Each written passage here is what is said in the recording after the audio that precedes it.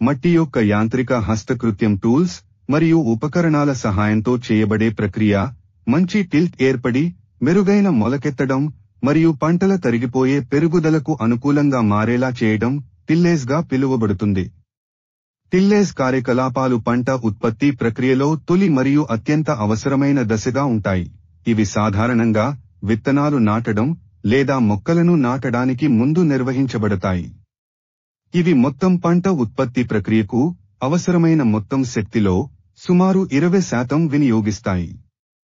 పెల్లడం, గద్దెపెట్టు, యాంత్రికంగా కలుపు మొక్కలను మరియు మట్టి పెంకును తొలగించడం వంటి పద్ధతులు మట్టికి మంచి టిల్ట్ ఇవ్వడంలో సహాయపడతాయి మరియు పంట పెరుగుదలకు అనుకూలమైన పరిస్థితులను ఏర్పరుస్తాయి. మంచి టిల్ట్ లక్షణాలు. టిల్ట్ మట్టిలోని 2 ప్రధాన భౌతిక లక్షణాలను సూచిస్తుంది: మట్టి గడ్డల అగ్రిగేట్ పరిమాణాల పంపిణీ మరియు మట్టి మృదుత్వం లేదా పొరలకు పోయే స్వభావం.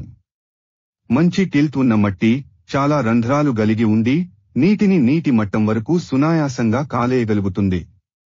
ఇది కేశనాళిక రంధ్రాలు మరియు అంకేశనాళిక రంధ్రాల సమతుల్యతను కాపాడుతుంది, తద్వారా గాలి మరియు నీటి గమనాన్ని సమర్థవంతంగా నిర్వహిస్తుంది.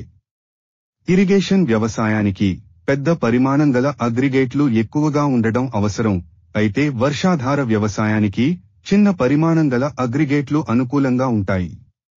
టిల్ట్ రౌద్రంగా లేదా నాజుగా ఉండవచ్చు.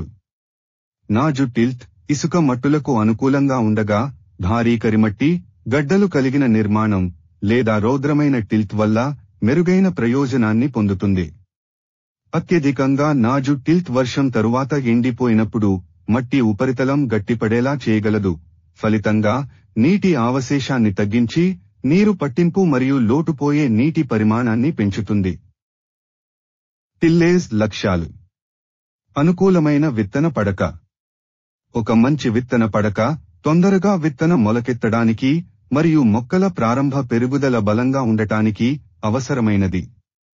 చిన్న విత్తనాలున్న పంటల కోసం ఇది నాజుగా ఉండాలి, అయితే పెద్ద విత్తనాలున్న పంటల కోసం మోస్తరు దృఢంగా ఉండాలి. సరైన మట్టి కణాల సంపర్కం సమర్థవంతమైన నీటి ప్రవాహాన్ని నిర్ధారించి త్వరిత విత్తనాంకురణకు సహాయపడుతుంది. కలుపు నియంత్రణ. టిల్లేజ్లో ప్రధాన లక్ష్యం కలుపు మొక్కలను నిర్వీర్యం చేయడం. దీనికోసం మట్టిని కల్లోలపరిచే ప్రక్రియ జరుగుతుంది. మట్టిని సడలించి రంధ్రాలు గలదిగా చేయడం. మట్టిలోని రంధ్రాలు నీటి నిల్వను పెంచడంతో పాటు గాలి ప్రసరణను మెరుగుపరుస్తాయి, పోషకాల లభ్యతను పెంచుతాయి. అంతేకాకుండా ఇది మట్టిలో సంకుచితత తగ్గిస్తుంది, మట్టిని గట్టి పడకుండా ఉండేలా చేసి నీటి పారుదల సామర్థ్యాన్ని పెంచి వేర్ల పెరుగుదల కోసం అనుకూల పరిస్థితులను కల్పిస్తుంది. మట్టిలో గాలి ప్రవాహాన్ని మెరుగుపరచడం. టిల్లేజ్ మట్టిలో గాలి ప్రవాహాన్ని పెంచి సూక్ష్మజీవుల వృద్ధి మరియు అభివృద్ధిని ప్రోత్సహిస్తుంది. ఇది సేంద్రియ పదార్థాల క్షయాన్ని వేగవంతం చేయడంతో పాటు పోషకాలను త్వరగా అందుబాటులోకి తెస్తుంది. మట్టిలోని గాలి ప్రసరణ మెరుగుపడటం వలన హెర్బిసైడ్, పురుగుమందుల అవశేషాల శిథిలీకరణం సులభమవుతుంది మరియు గత పంటల లేదా కలుపు మొక్కల వేర్ల వల్ల కలిగే హానికరమైన ప్రతికూల ప్రభావాలను తగ్గిస్తుంది. మట్టిలో గట్టిపడిన పొరలను విచ్ఛిన్నం చేయడం.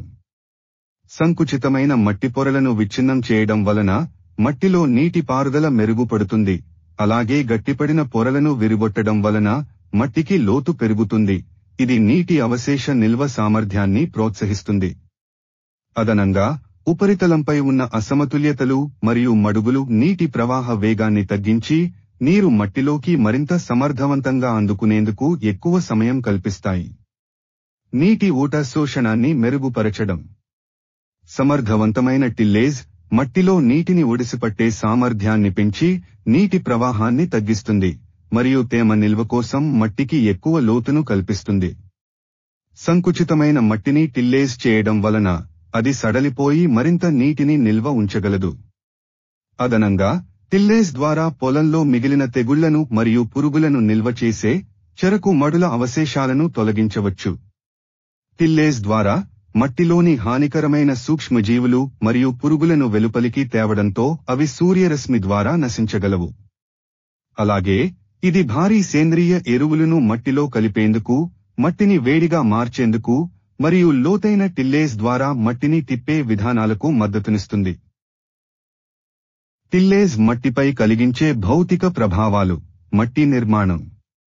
టిల్లేజ్ మట్టిని పొడిగించి గుళికల్లా రూపంలో మార్చి పంటల పెరుగుదల కోసం అనువైన పరిస్థితులను కల్పిస్తుంది. సాధారణంగా 1 నుంచి 5 మిల్లీమీటర్లు పరిమాణంలోని మట్టి అగ్రిగేట్లు పంటల అభివృద్ధికి అనుకూలంగా ఉంటాయి. టిల్లేజ్ మట్టిలోని నిర్మాణాన్ని మారుస్తుంది కానీ దాని గణాన్ని ప్రభావితం చేయదు. రంధ్రాల విస్తీర్ణం. పొలం దున్నడం ద్వారా మట్టి కణాలు విడదీయబడి వాటి మధ్య గాలిచొరల స్థలాన్ని పెంచుతుంది. ఇది నీరు మరియు గాలిచలనం సులభంగా జరిగేందుకు సహాయపడుతుంది. మట్టి సరైన టిల్ స్థితిలో ఉన్నప్పుడు క్యాపిల్లరీ మరియు నాన్ క్యాపిల్లరీ రంధ్రాల పరిమాణం సమానంగా ఉంటాయి. ఇది గాలి మరియు తేమ సమర్థవంతంగా కదలడానికి సహాయపడుతుంది. Bulk density. మట్టిని పొలికి పడేయడం వల్ల అది సడలిపోతుంది. దీని వలన దాని పరిమాణం పెరుగుతుంది కానీ బరువు మారదు. మట్టి రకాన్ని బట్టి బల్క్ డెన్సిటీ మారుతుంది. క్లే మట్టి బల్క్ డెన్సిటీ తక్కువగా మరియు ఇసుక మట్టిలో బల్క్ డెన్సిటీ ఎక్కువగా ఉంటుంది. మట్టి రంగు. మట్టికి గోధుమ నుండి ముదురు బూడిద రంగు ప్రధానంగా సేంద్రియ పదార్థాల కారణంగా ఏర్పడుతుంది. టిల్లేజ్ మట్టిలో ఆక్సీకరణ మరియు సేంద్రియ పదార్థాల క్షయం వేగవంతం చేయడంతో మట్టిరంగు ముదురు నుండి క్రమంగా ఫీకా పడిపోతుంది.